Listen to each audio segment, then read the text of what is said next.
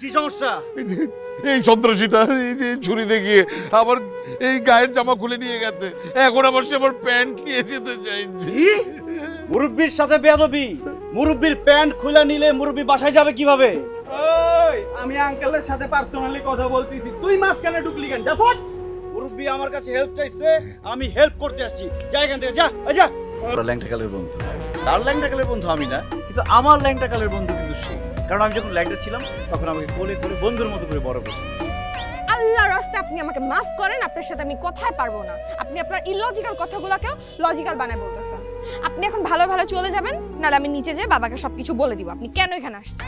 তুমি তো বাবাকে গিয়ে সবকিছু বলতে পারবো না, কারণ তোমার হাত পা সব বাঁধা।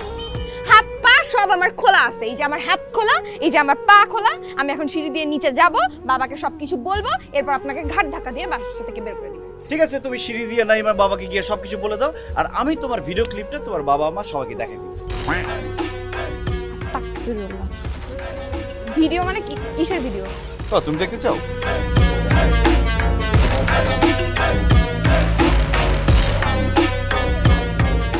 তুই তোর পছন্দ করাটাই দে।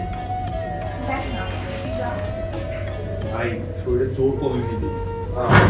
এই তুমি ছেলের সাথে কি করো? আপনি কি কি অনর? আশ্চর্য, আপনি ফলো করতে করতে এখানেও চলে আসছেন। তুমি এখানে, আমি এখানেই তো আছি। আপনার সাথে আমার শর্তটা কি ছিল যে আপনি আমার জন্য ফুটন্ত শাপলা ফুল নিয়ে আসবেন, কারণ আমি বলছি যে ফুটন্ত শাপলা ফুল দেখলেই একমাত্র আমার মনে প্রেম আসলেও আসতে পারে, তাও শিওর না।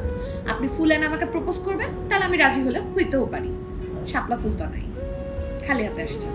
শর্ত পূরণ করার জন্য আমি এখানে আসছি। এই সামনে প্রেম দেখছে, চলো বিয়ে করে দিই।